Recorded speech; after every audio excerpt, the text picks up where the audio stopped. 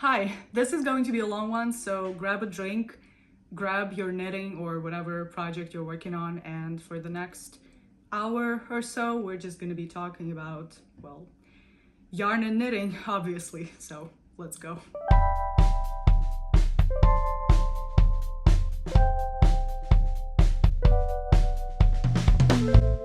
First of all, I wanted to wish you all happy Christmas and happy holiday season, whatever holiday you're celebrating. I hope you're having a wonderful winter so far. And our plans for Christmas got cancelled.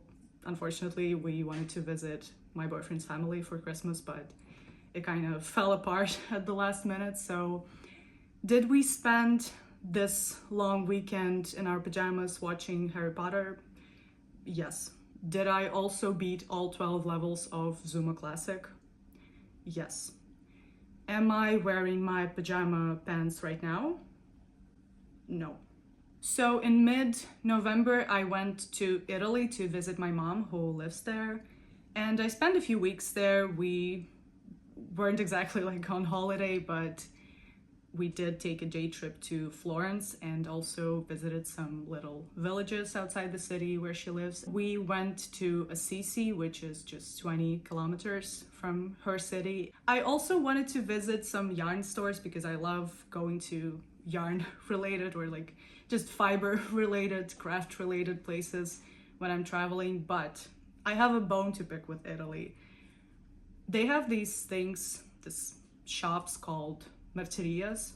I probably pronounced that horribly, but in theory, these are the shops where you can buy things like stockings, socks, underwear, maybe like pajamas, and also for some reason they have yarn and knitting supplies and like sewing supplies. In practice, you come in, they only have stockings and socks and underwear, and you maybe ask them if they have any yarn and they're like, no, of course not. And then you ask if maybe they have some knitting needles and they're like, yes, let me check. And they pull out a pair of like circular prim needles that have been in their stock since like the 80s. So I wasn't that lucky to visit as many yarn stores as I wanted to, but I did visit two. So the first one was a stock house called Martinelli. It's somewhere like deep in the suburbs outside the city.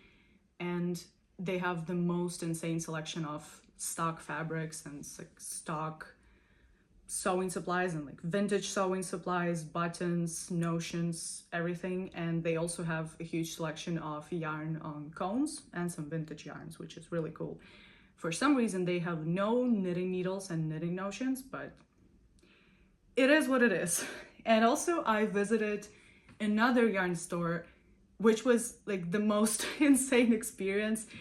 It's right in the old town of Perugia, where my mom lives. And the storefront looks just like your classic yarn store with like finished objects and some yarns and like all of the kind of needles on display. But when we went in, it was so chaotic. They had yarn basically everywhere. And some of the yarn looked like it was unraveled, or they had some like weird gauge swatches attached to it and like needles stuck into it.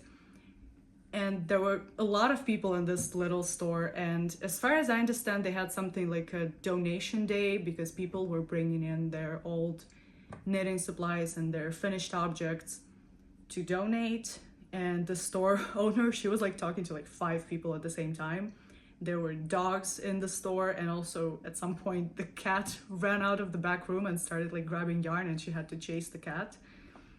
So she really urged us to come on a different day if we wanted to like properly look into what they have in store. But unfortunately, I tried to go there like 3 or 4 times, and every time the store was closed. I think she went on holiday or something, because even if I went in like the store opening hours, it was still closed. I'll put the name of the store on the screen. If you're ever in Perugia for some reason, you can visit. It's a nice store, but it's better to visit it on a less chaotic day, I think. I'm also kind of bummed out that I don't have any footage of it because it looked insane. I did order some yarn from an online store called Amici di Maglia, and they really delivered. They even gave me a notebook, which I left to my mom. It was like, had like balls of yarn on the notebook. Let's see. I bought this really convenient basket from IKEA to store my yarns, and it's always overflowing now. So anyway, in this store I got 2 different types of tweed yarn, both from Lana Grossa.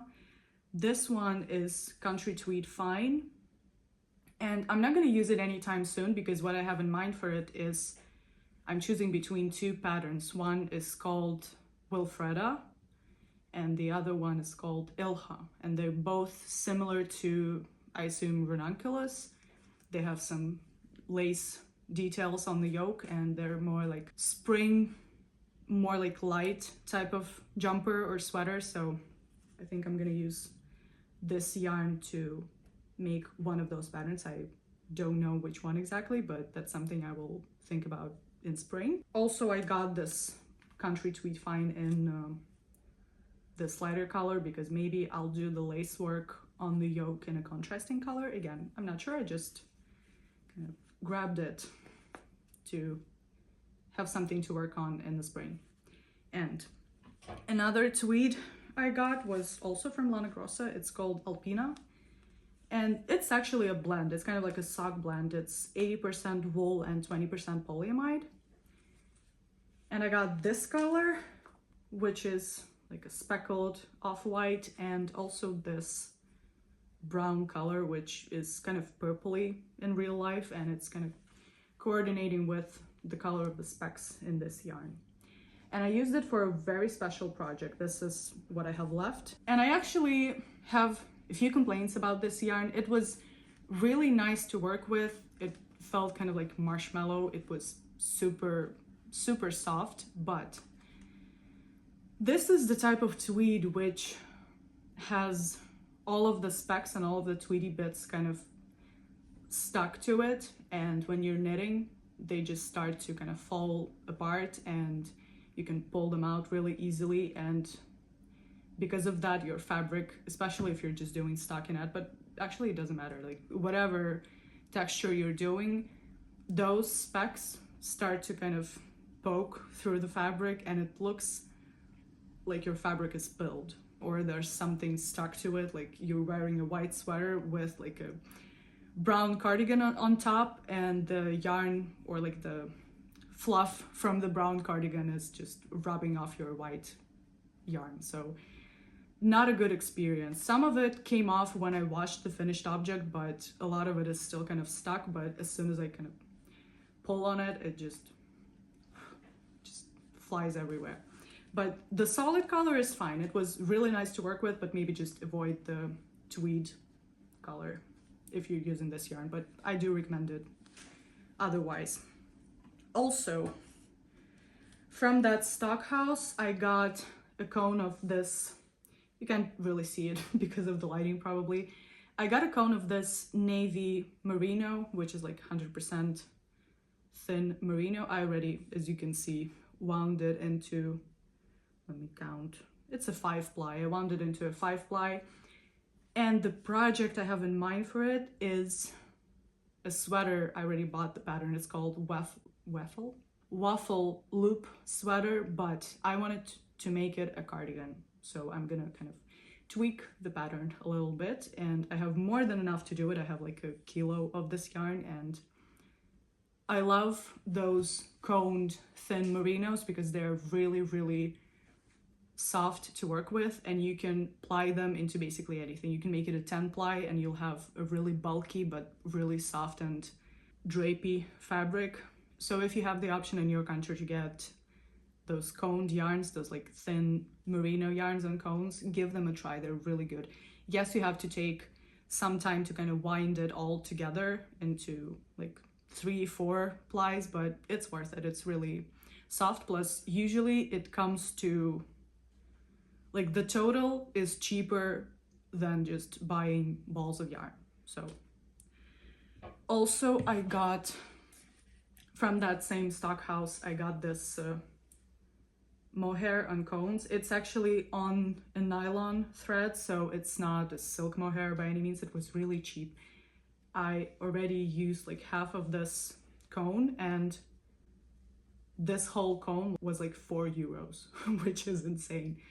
And even though it's on nylon, it's still really soft, and you don't get this like squeaky feeling like you usually get from acrylic, so it was a good deal. I also like the color, this like honey color. You probably can't see it again in this lighting, but I'm gonna insert a video or a picture for sure for you to see. Also, I made myself a little gift for Christmas. I got myself this hand-dyed yarn from Life in the Long Grass, which is really kind of a famous brand here in the podcast sphere, but it's my first time trying it. And I got this really, really cool color, which is called French Lavender. I only got one skein because I'm not a millionaire. And I'm assuming it's going to be either a shawl or a shawl. I think I might make a shawl out of it. I also have this leftover leftover ball of, what was it? Oh my God. Regia Cashmere. Regia Cashmere or Regia? I'm not sure. And I used it to make a hat, and I have some of it left over, so I think I'm gonna pair it because they're spun really kind of similarly. And it's called Moon Sock, which is offensive to me because I can't imagine making socks from this yarn. It's way too nice and way too kind of soft and luxurious to use for socks. But if you're making socks for somebody you really love, maybe it's worth it, but I'll use it for a shawl. What else? I think that's actually all of the yarns I got in it. Oh, no, I'm wrong. Again, in this stock house, I got this Lana Gatto Calico, which is actually a 50-50 blend, like 50% acrylic and 50% wool. And again, it doesn't feel acrylic, it feels really nice. I made a swatch from it. It's a solid yarn, and the reason I was sold on it is because I needed a lot of yarn in this weight to make another sweater for my boyfriend, and I got 14 skeins of this. And I think once the new year starts, I'm gonna jump into making another sweater for him from this yarn. So yeah, now I think that's all I got from Italy. We also went to a vintage fair, which was really cool. I was hoping, especially after all of my fiascos with Marturias, I really hoped they had some yarn or at least like vintage needles or like notions, anything at this fair, but they didn't. It was mostly decor, mid-century furniture, lamps and paintings, china, also vintage like luxury fashion, Hermes scarves, stuff like that. It was really fun to look at, but I don't have an Italian home to furnish, so I had to kind of pass on the offer to buy €400 mid-century couch, which was actually a steal if you think about it, but you know, I had to say no. But yeah, they didn't have anything knitting related except for a few magazines, like knitting and sewing magazines, and we got 2 magazines from the 80s, which were really fun to kind of browse through. And also I got a magazine from the 20s, like a ladies magazine, which was just full of really cool artwork, and I didn't understand a single word in there because it's all in Italian, and my Italian is like miserably bad, but it was again really fun to browse through. Both of the magazines are still at my mom's because I just didn't have any room for them in my suitcase, but she's gonna send them to me eventually. And I filmed some footage of me like scrolling through them, which I'm gonna put at the end of the video. And what else did I get at the fair? I got myself a vintage gold-plated lighter, which doesn't work. I tried to fix it. I tried to follow all of the weird tutorials with like 20 views on how to fix and fuel a vintage lighter, but maybe it's just fundamentally broken, so now it's just a pretty lighter that is unusable. But I don't know why I mentioned that. And also I got a really cute vintage picture frame. This kind of mosaic is actually native to Assisi and like Umbria in general, so it was really nice to see like a vintage version of that. You can find those kinds of like picture frames and little like jewelry boxes just in souvenir shops, but they're usually much more expensive than at that vintage fair. I don't know what to put in here exactly. As you can see, I made a genius drawing of some leaves and some dots, but maybe it'll have a picture of my cat eventually. We'll see. And also when we went to Florence, I decided to make myself the stupidest present. I bought a seal. Let me find it. I bought this really cool antique looking seal, and I also got some seal wax. I knew it was really dumb to buy and I probably wouldn't use it like ever, but I just wanted to get myself like a really weird present. And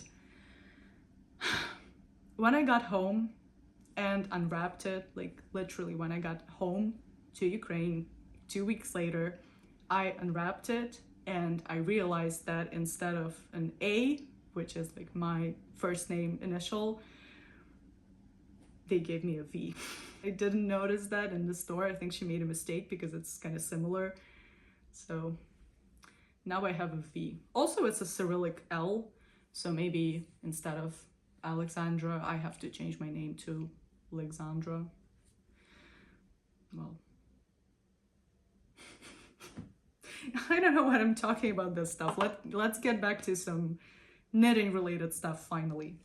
So, what I was working on.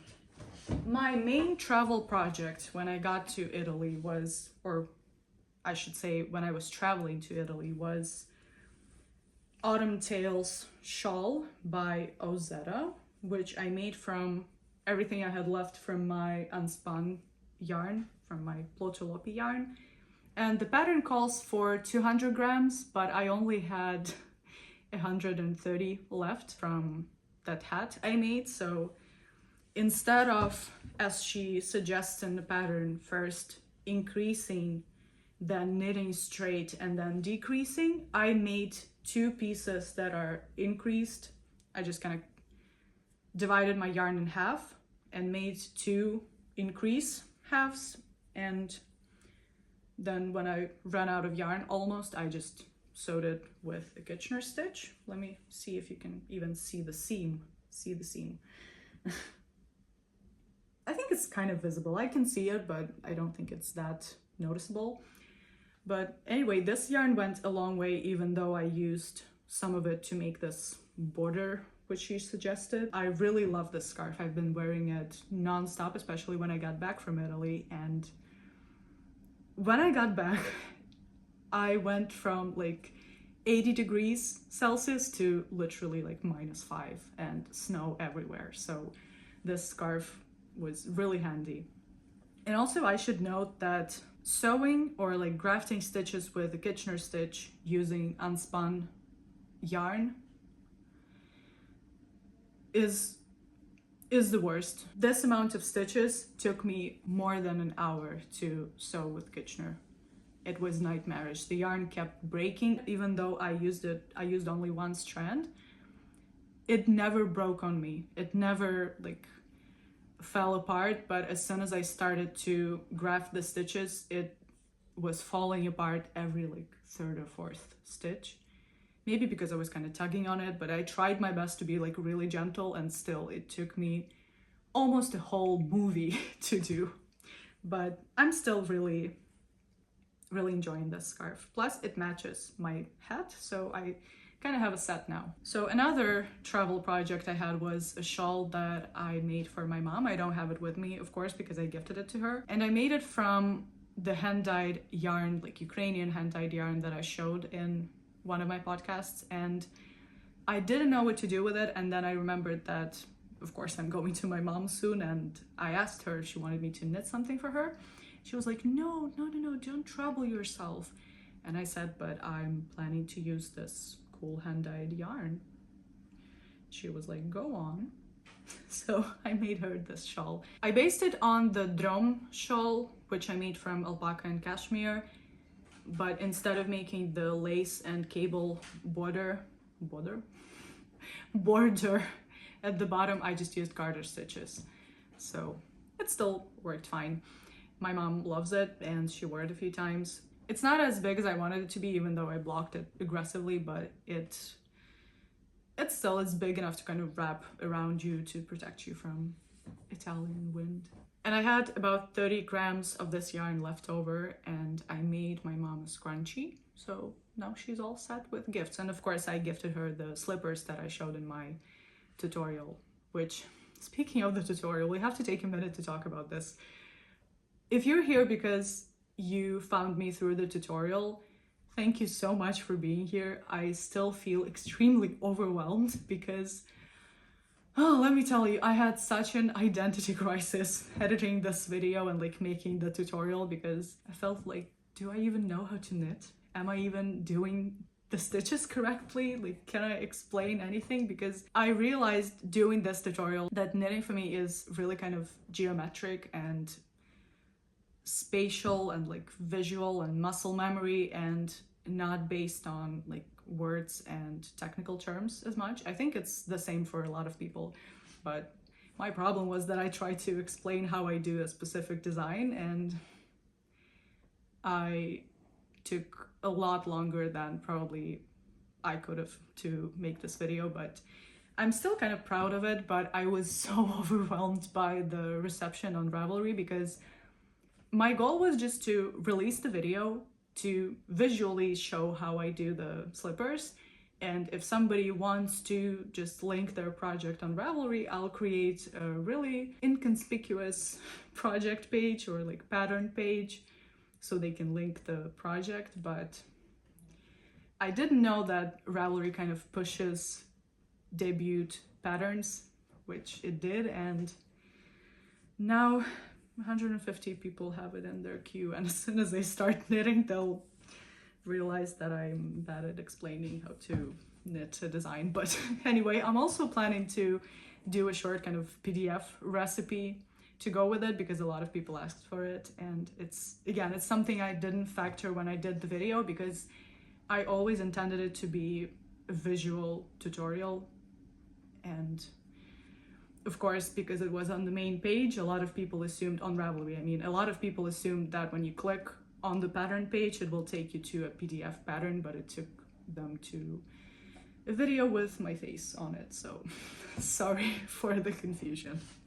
But going back to Italian projects, I think those two shawls were the only two things I worked on in Italy, because I really tried to not like take a lot of yarn with me, because of course I wanted to buy some, and also I knew that my mom doesn't have a lot of needles in her home. She is a knitter too, but she's more of kind of an occasional knitter, and she does crochet mostly, and she's much better at crochet than me, but she has like 2 pairs of straight needles in the house. So I've actually asked my mom about like why doesn't she knit more, even though she's really good at it, and she was like, duh, as my daughter, you should know that I'm more interested in my perfume collection. And I completely forgot to mention that she is a perfume collector. That's her main like passion and hobby. So as you can see, she's mostly interested in like vintage perfumes. She collects them and like tries to research them and find them wherever she can. It's a really cool collection, actually. This is something, this and this and this, I think it's something we picked up at the vintage fair we went to. So in case any of you are interested in perfumes, oh my god, there's more. There's more right there. In case anybody's interested, maybe you recognize something. I'm not that much of a perfume enthusiast, but it is a really cool collection. My favorite, I think, is just this Shalimar perfume. It's not vintage or anything, but it's one of my favorites. So I didn't want to overwhelm my suitcase with the yarns I kind of couldn't use and then stuff more yarns I will buy while I'm in Italy in there. So I just kind of took a little break, not from knitting, but just from being overwhelmed with projects. Plus, it made me kind of look forward to the projects I had at home. And before I left, I finished this sweater. I forgot to talk about it. It's not a sweater, it's actually a cardigan. It's the Corshaven cardigan, which I talked about in my previous podcast, and I absolutely love it. When I just finished it, I felt that it kind of looks weird on me, like maybe it's too colorful. The brown has a lot of like rusty red undertones in it for me, but I grew to love it a lot. Plus, another issue with it was that the yarn I used was hand dyed, and it wasn't variegated or anything, but it had kind of a subtle variation in tone, and I didn't alternate skeins because I thought that I don't need to, because I had a lot of it, and I just kind of divided the skeins into the lighter ones and the darker ones. But then when I was working on it, my cat, you know my cat, she literally stole a ball of yarn from me, like a cake of yarn, and I couldn't find it, and I was knitting in the evening when it was kind of dark, and I just grabbed the next ball when I ran out of yarn, and I started knitting, and then in the morning I realized that I grabbed a lot lighter ball of yarn, and now right here, I'll put a picture up so you can see, I have this line of like different color. But honestly, the more I wear this cardigan, the less I notice it, so I guess it's not that big of a deal. Plus, I'm not interested in reknitting it. It's good as it is, and the yarn is really soft. I'm gonna put on the screen which yarns I used. I also talked about it in my previous podcast if you want to watch it. What else did I make? Also, when I got back, I blocked the sweater that was actually finished before I left. It's the UFO I had from January, just a cabled sweater. As I said, or maybe I didn't in the previous podcast, I wanted to make a pattern for it. I wanted to kind of play with the design, but then I got COVID and I forgot everything, so I just left it without ribbing for 8 months, even more. So I finished it, and it's really, really soft. I used a yarn that is also a cone yarn, like thin merino that you ply together, and some silk mohair to make it. And it's extremely soft and nice, like this classic wool plus silk mohair fluffy texture. But the thing is, I don't know, maybe I've put on some weight since January. It's possible. I like to eat food, you know, and I don't like to work out. But this sweater doesn't have any ease. It's like no ease, even maybe negative ease, which is not specifically like what I like wearing usually. I go for more like oversized fits, but it's still really, really nice. I was just glad to finish it because it was sitting for 8 months waiting until I remember about it. So I'm glad it's done. Plus, as I said, it's super warm, so the weather changes all the time. It's either cold or really cold, so I'm glad to have it. And I also really love the color. It's like this super silvery gray color, which is just screams winter to me. So also, when I got back, I received a message, something that I think every woman wants to hear at least once in her life. And the message was, "Hi, Lettlopi is back in stock." And it just made me so happy. So my favorite yarn store got some Lettlopi back in stock, and I knew that I had like 2 seconds to get the amount of skeins I need, because I wasn't the only smarty pants who wanted to buy Lettlopi and who was waiting for them to restock for like a year. So I decided I wanted to make that classic sweater, which I can't pronounce, so I'm gonna put the name of the screen. If you're familiar with the Icelandic Lopi designs, you probably know this one. And also I wanted to make another sweater called... So I went on Istek's website and I checked how much yarn I need for that other sweater, and I was like, you just need 5 skeins of white and 5 skeins of heathered black. Lettlopi goes such a long way. It's amazing. Let me buy 5 skeins of black and 5 skeins of white. I'm sure it's gonna be enough. Lol, it wasn't, because they weren't describing the yardage or like amount of balls you need for Lettlopi. They were talking about Plottulopi, which has different meterage altogether, and I'm just stupid and I tried to buy a lot of yarn really quickly because I knew there'd be out of stock in the next day. So I realized my mistake like, I don't know, a week later. I received the yarns and I finished some of my projects that I had kind of waiting for me when I got back, and then I was like, I'm ready to start that Icelandic sweater. And I realized I had half of the yarn I need, so I made a vest of shame. It's actually not a vest of shame. I really love it. It's one of my favorite things I've made lately. I made a weekend slipover, which is a pattern I've had for years. It's from Petite Knit. I made it with the heathered black Lettlopi, and at first I wanted to use kind of the oatmeal color I got for the contrasting neck and ribbing, because of course when I realized my mistake I went on the website to order more and they were out of stock of almost all of the colors of Lettlopi except like the brightest red and like the brightest yellow. So I couldn't get any more of this heathery black color, and I decided to pair it with the oatmeal for the rib and for the neck, but I just didn't like the way it looked. I'm gonna put a picture of how it looked, and I just ended up ripping it, even though I made, how is it called, like a tubular 2x2 bind off for the neck already. I just got all of it, and I made black, like dark black ribbing instead.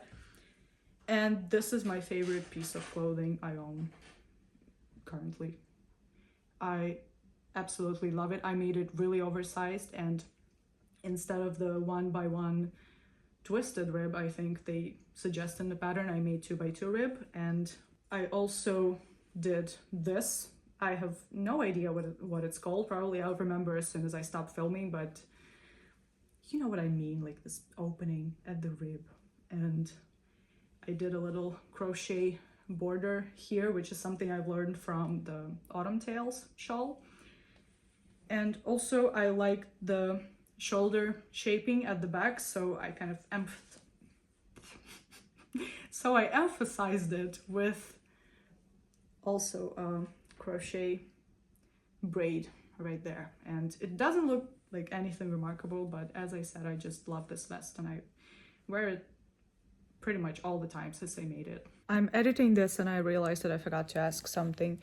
If you had experience knitting with Lettlopi when you're using two really kind of contrasting colors, especially black, please let me know if the black bleeds a lot, because I don't see this issue in the finished objects. I see a lot of finished objects where black is used with like either white or another really light color, but I'm just worried it will bleed a lot because it did kind of leave some leftover color in my hand while I was doing the vest. So I'm just curious. Please let me know if you have experience with it. What else? I also finished this hat, which is a pattern called Sov. I talked about it in my last podcast in detail. This is made from some silk mohair I had and Regia Cashmere sock yarn, and I love it, but it's way too small. So I wouldn't say it's too small, but it's like really snug, and it's not something that I enjoy wearing. I will try to maybe block it again to see if I can like stretch it out a little bit, but I'm kind of disappointed that it's a little bit too small. And the funniest part is I still have some yarn left. I made it this small because I thought I would be super close on the yarn chicken, but no, I had like 30 grams left over of of the sock yarn and some silk mohair left over too, so I'll see. Maybe I'll gift it to my nephew. Speaking of my nephew, I finally finished the Alfred sweater. I promise you, this is going to be my last kind of most stitch project for years and years to come, because I didn't enjoy doing it at all. The sweater is really nice. The pattern is nice, even though, as I mentioned in my last podcast, I didn't kind of follow it super precisely. But the combo of the yarn that has cotton in it and wooden needles and really tight gauge and moss stitch made my teeth literally like, ugh. It was so, I don't know, like this, it made this really squeaky sound like plastic makes when you touch it, or like the foam packaging makes when you touch it. And I just didn't enjoy working on it at all. Maybe I should have selected bigger needles, but the pattern looked really nice with the needles I chose, so I kind of had to power through it. And I really love how it looks in the end. I already gifted it to my nephew, and it's a little bit too small because I took so much time doing it. I promised that I will make him this sweater back during the summer, but I thought I would make up for it by just adding a few centimeters of length and like width, just make it a little bit bigger on all of the measurements. But even with that, it's kind of snug. Same as this hat, by the way. So, but at least I know that this hat is gonna fit him. So maybe I'll make it up to him by sending him this hat. So yeah, that's the end of the saga with the Alfred sweater. I finally made it and gifted it, and it's a little bit too small. I kind of saved the best for last. This yarn I showed you in the beginning was the perfect size and like weight and gauge for the sweater I wanted to make for the longest time, which is the Lumme Sweater. I absolutely speed ran through it. I made it in less than a week, I think, even though I'm really kind of slow and bad at color work, and it's my first color work sweater. I still had so much fun making it. I just love it. Honestly, when I was working on it, the neck seemed to be kind of too tight on me, and when I tried it on, it was kind of boxy, like not oversized in a good way, even though I sized up in the pattern. And I was really disappointed because I only noticed it after I bound off, and I wanted to block it, but I decided to kind of try it on. And I didn't like how it looked, and I had a little mental breakdown with my boyfriend. We tried to figure out how I can maybe unravel something and just maybe change something in the pattern to make it fit better.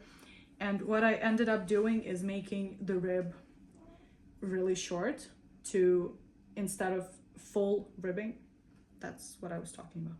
Instead of the full like usual cuff length ribbing, I just made it really short to kind of correspond with the thickness of the color work design here on the sleeve.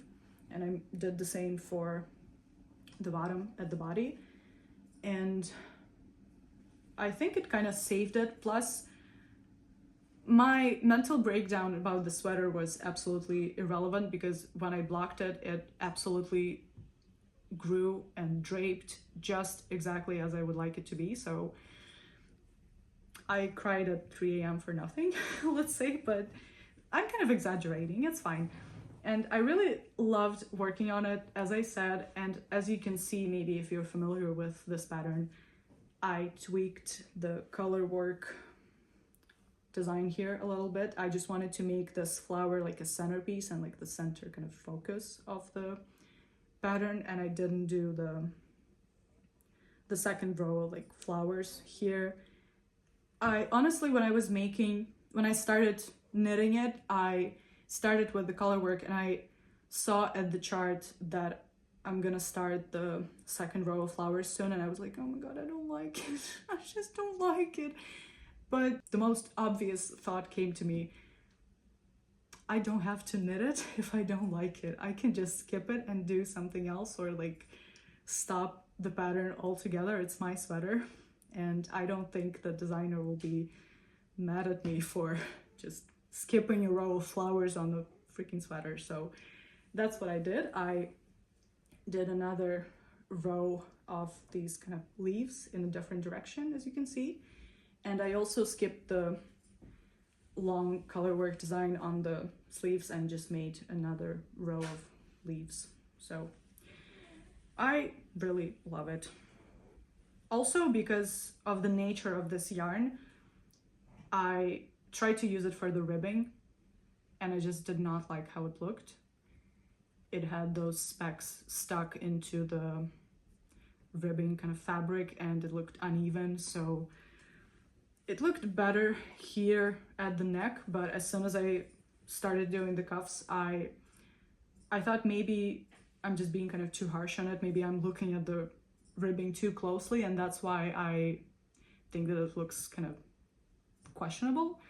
But so I finished it and I bound it off and I just didn't like how it looked. So I unraveled it and did a contrasting ribbon instead. I wish I did the same for the neck, but it's actually looking fine at the neck. It just makes the color work pop a little bit more. And I'm still really surprised that it took me just a week to do all this color work, because I'm really bad at color work. And the reason is, when I was learning how to knit,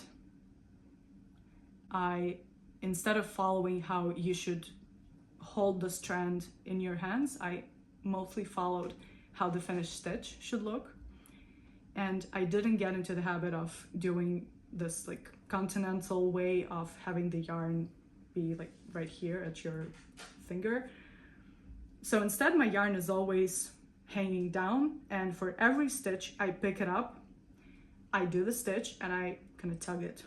So my hands are like this all the time, and it's all well and good. Like, I don't consider myself to be a slow knitter or like messy knitter. It's fine. Like, my stitch definition looks great, but this method, I would say, is awful for color work, because I have two strands hanging down my work and I have to kind of find with my finger which one I need. Plus the tugging motion is, again, awful for stranded color work because you're just tugging on your floats. So I have to be really slow and really careful and kind of pull my floats every time. So I'm actually really surprised that this sweater took me only a week, because I would have assumed I would be working on it for like a month. Maybe it's because the actual needle size is quite big. It's 4.5 for the stockinette and 5mm for the color work, which is, if you're making this pattern or any color work pattern, especially if you didn't do color work before, trust the instructions where they tell you to increase the needle size for the color work. It really does make a difference, especially if you're tugging on your stitches like me. I'm really happy to have this sweater. I think I'm gonna wear it on New Year's Eve, because on Christmas Eve it was blocking, so I just looked at it and wasn't wearing it. Honestly, I think that's all. I also have the only whip right now, but I have no idea where it is. Give me a second. I'm not wearing pajama pants. So the only work in progress I have now is this hood, which is called the Harris hood.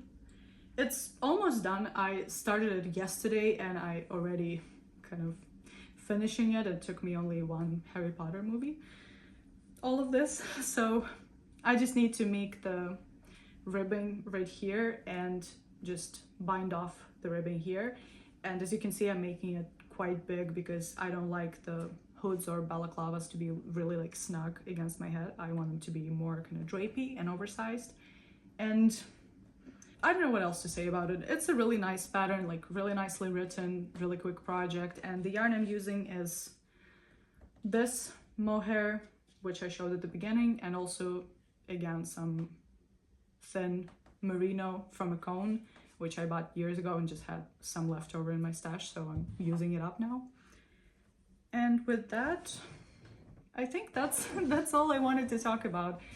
I didn't finish my Summer Memory socks by Christmas because I was doing, as you saw, another colorwork project. So now maybe I'll pick them up again and finish them by New Year's Eve, but I can't promise anything. I'm just kind of taking it a little bit slow with my knitting and just enjoying the holiday season, even though it was raining all Christmas. So I have some plans to maybe go through my stash, or maybe just go through all of the stuff I made this year that I hadn't shown on the podcast because I wasn't doing a podcast yet at that point. And maybe I'll sit down and kind of please try to think about my knitting plans for next year, but it's something that we'll get into in upcoming videos. I wanted to thank you again for the reception on my slipper tutorial. I did my best, but my best is a loose term, so any feedback is appreciated. I'm working on the PDF addition to the tutorial right now. Oh, also, I remembered, if you know how to do captions for YouTube videos, like you have any experience with captions, just let me know. Any suggestions, any like tips on how to do them will be appreciated, because I have no experience with them and I want to add captions to the slipper tutorial, but I have no idea if I need to like hire someone to do it, or I can do it manually, or it can be automated. Like anything would be appreciated, any info on this. I hope you enjoyed this video. I hope you enjoyed our chat, and maybe you did some work on whatever project you were doing while listening to this and watching this. Please subscribe. I appreciate every subscriber I get, because it's mind-blowing to me that people are interacting with my rambles about knitting. Like, you know, I don't have a gimmick. I don't spin. I don't dye my own yarn. I don't live in a really kind of picturesque place. I just knit in my free time and talk about it. So I'm really grateful for the fact that people are tuning in, and I wish you just a lovely continuation of the holiday season. And please let me know in the comments what you're working on, what were your holiday projects, maybe what were your gift projects this Christmas. I would love to know. So,